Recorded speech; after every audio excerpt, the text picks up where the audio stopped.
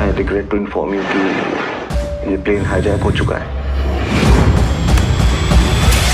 मुझ पर भरोसा करें, मैं पूरी कोशिश कर रहा हूँ कि हम जल्द से जल्द अपने घर पहुँच सकें। ओटीटी प्लेटफॉर्म नेटफ्लिक्स पर डायरेक्टर अनुभव सिन्हा की web series IC 814 the Kandahar hijack को लेकर सोशल मीडिया पर जबरदस्त बहस छिड़ी हुई है। ये वेब सीरीज 1999 में इंडियन एयरलाइंस के प्लेन IC 814 के हाईजैक पर आधारित है। रिपोर्ट के मुताबिक इस प्लेन को हाईजैक करने वाले आतंकी मुस्लिम संप्रदाय से थे, लेकिन इस वेब सीरीज में आतंकियों के नाम बदल भोला और शंकर रखे गए। पूरा विवाद इसी को लेकर है। आइए जानते हैं क्या है IC 814 the Kandahar hijack web series को लेकर विवाद। 1999 में कैसे हुआ था यह प्लेन हाईजैक? क्या वाकई में हिंदू आतंकवादियों का इससे कोई कनेक्शन है? सब कुछ बताएंगे आज की इस वीडियो में, लेकिन उससे पहले नमस्कार, मेरा नाम संजय यादव है और आप चेतना मंच देख रहे हैं। IC 814 द कंधार हाईजैक 29 अगस्त को नेटफ्लिक्स पर रिलीज हुई है। नेटफ्लिक्स के इस सीरीज के कंटेंट पत्रकार श्री जय चौधरी और IC 814 फ्लाइट के कैप्टन रहे देवी शरण सिंह की लिखी गई किताब flight into fear the captain story से लिए गए हैं। ये किताब 1999 में हुई कंधार हाईजैक का पूरा ब्यौरा देती है। इस सीरीज के रिलीज होने के बाद सोशल मीडिया पर इसे बॉयकॉट करने की मांग उठ रही है। सोशल मीडिया पर users #boycott Netflix, #boycott Bollywood और #IC 814 का इस्तेमाल करते हुए इस वेब सीरीज का बॉयकॉट करने की मांग कर रहे हैं। कुछ यूजर्स ने कमेंट भी किए हैं। मेकर्स ने कथित तौर पर एक निश्चित समुदाय से संबंधित आतंकवादियों को बचाने के लिए हाईजैकर्स के नाम बदलकर शंकर और भोला कर दिया है। इस विवाद के बाद सूचना और प्रसारण मंत्रालय ने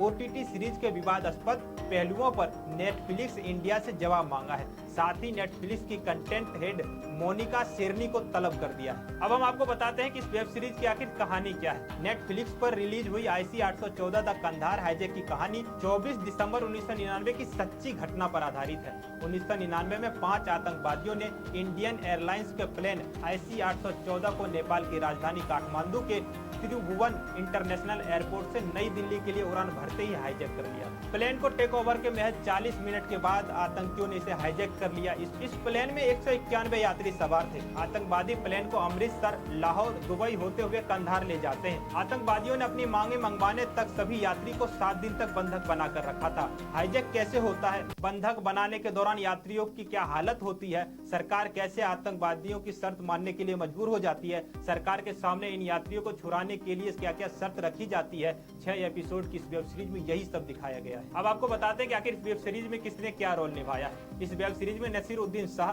पंकज कपूर, विजय वर्मा, दिया मिर्जा, पत्र लेखा, अरविंद स्वामी और कुमुद मिश्रा ने मुख्य भूमिका निभाई है। विजय वर्मा गली व एक्टर ने सीरीज में कैप्टन शरण देव का किरदार निभाया है। विदेश मंत्री विजय भान सिंह की भूमिका में पंकज कपूर दिखे हैं। वेटरन एक्टर नसीरुद्दीन शाह ने भारत के कैबिनेट सेक्रेटरी और भारत के क्राइसिस मैनेजमेंट ग्रुप के चीफ विनय कोल का किरदार निभाया है। विदेश मंत्री के संयुक्त सचिव और DRS के रोल में अरविंद स्वामी दिखे हैं। कुमुद मिश्रा जो कि थप्पड़ फिल्म के एक्टर हैं, रिसर्च एंड एनालिसिस विंग के ज्वाइंट सेक्रेटरी रंजन मिश्रा का रोल निभाया है। तो वहीं मनोज पहावा जो कि आर्टिकल 15 के एक्टर हैं, इन्होंने इंटरनेशनल ब्यूरो के डायरेक्टर मुकुल मोहन का किरदार निभाया है। अब आपको बताते हैं कि इस वेब सीरीज को लेकर आखिर विवाद क्या है। सोशल मीडिया पर कुछ यूजर्स ने डायरेक्टर अनुभव सिन्हा पर कंधार हाईजैक के तथ्यों को गलत तरीके से पेश करने और संभावित रूप से धार्मिक भावनाओं को भड़काने का आरोप लगाया है। हाईजैकिंग के दौरान आतंकी एक दूसरे को कोड नेम से बुलाते थे। वेब सीरीज में भी दिखाया गया है कि हाईजैकर्स एक दूसरे को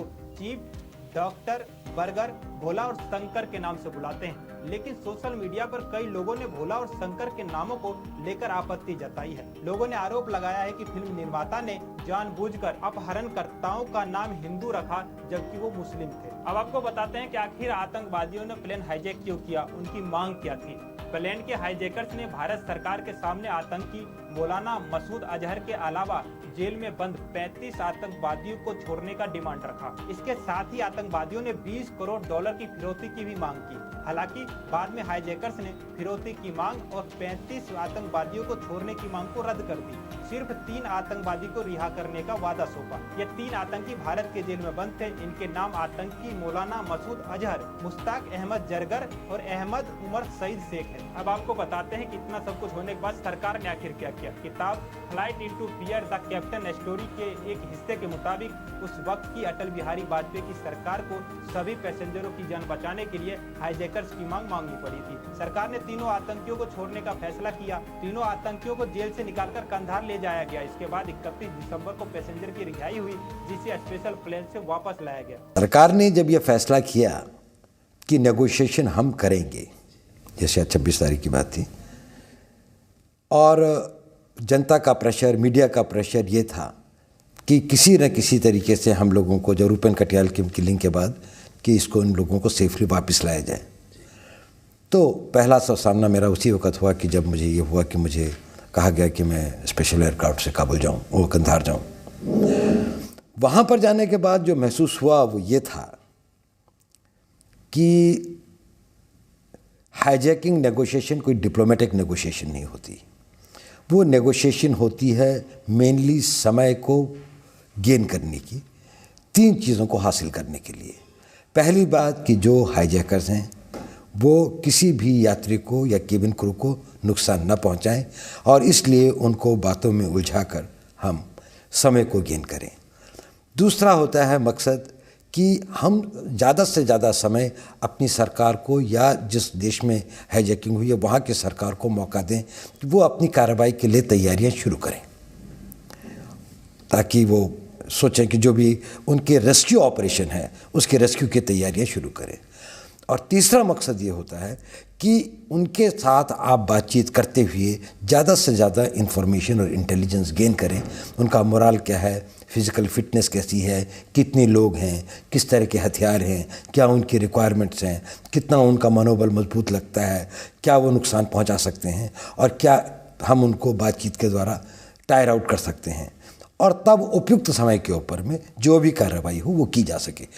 पहली बात तो ये थी कि हाईजैकर्स ऐसी स्थिति में नहीं थे कि जहां हम उनको टायर आउट कर सकें, क्योंकि उनको खाना भी मिल रहा था, उनको दवाइयाँ भी मिल रही थी, वो बाहर भी आ रहे थे और अंदर भी जा सकते थे, और सबसे बड़ी बात कि उनमें असुरक्षा की कोई भावना नहीं थी। उनको ये कोई डर नहीं था कि इस ज़मीन के ऊपर में हमारे ऊपर में अटैक हो सकता है और हमारे को कोई भी आदमी ओवर पावर कर सकता है, चाहे वो बाहर से आने वाले कमांडो हों, चाहे वो यहाँ की सरकार हो या पैसेंजर्स ही हों। तो सबसे बड़ी मुश्किल जो कि नेगोशिएशन के लिए होती है कि अगर वो प्रेशर में ही नहीं है तो फिर आप उनसे क्या बात करेंगे, उन पर क्या दबाव डालेंगे। नेशंस के एंटी हाईजैकिंग लॉज के बारे में उन लोगों को इतनी पनाह और इतना वो दे रहा था, और हम पाकिस्तान को डील नहीं कर पाए इफेक्टिवली, और उसके बाद की बात घटनाओं पर जो घटनाएं होती चली, पाकिस्तान ने हमारे को ब्लीड किया। इस बात का मुझे ज़रूर दुख है कि वो घटना अगर हो भी गई तो हमें 2 कदम ज़रूर उठाने चाहिए थे।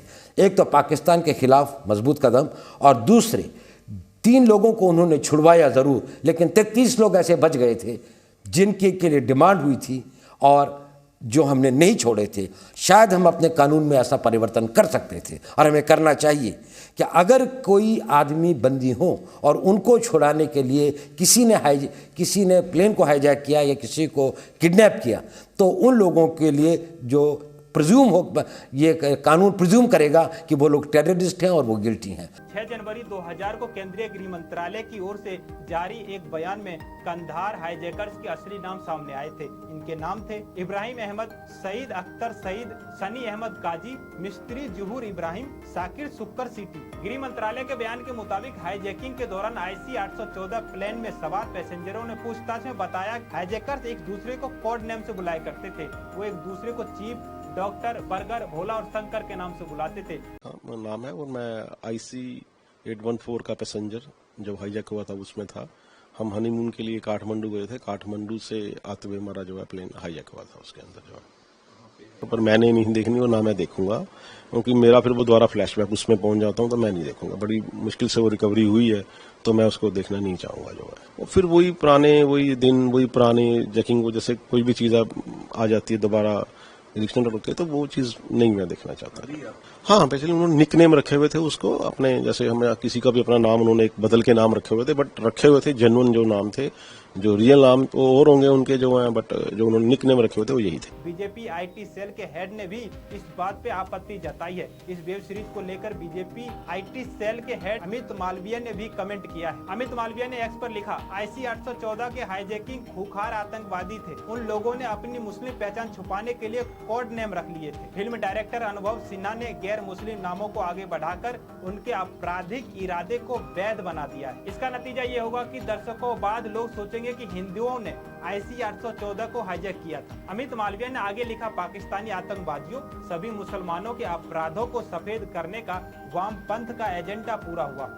यह सिनेमा की ताकत है जिसका इस्तेमाल कम्युनिस्ट 70 के दशक से आक्रामक रूप से कर रहे हैं। अब आपको बताते हैं कि मसरूर अजहर जब जेल से छूटकर वापस गया तो उसने भारत के साथ क्या किया। रिहाई के बाद अजहर तालिबान की मदद से अफगानिस्तान के रास्ते पाकिस्तान पहुंचा। उसने पाकिस्तान में इंडियन फोर्स से लड़ने के लिए आतंकी संगठन जैश-ए-मोहम्मद बनाया। उसे पाकिस्तान फौज की भरपूर सपोर्ट हासिल थी। भारत की संसद भवन में 2001 में हुए आतंकी हमले में आतंकी मसूद अजहर मुख्य आरोपी था। उस वक्त पाकिस्तान ने अजहर के खिलाफ कार्रवाई करने और उसे भारत को सौंपने से इनकार कर दिया। खैर, इस पूरी वीडियो पर आप क्या सोचते हैं, आपकी क्या राय बनती है, आप क्या प्रतिक्रिया देते हैं, कमेंट बॉक्स में जरूर दीजिएगा। और ऐसे तमाम खबरों के लिए देखते रहिए चेतना मंच। बहुत बहुत धन्यवाद।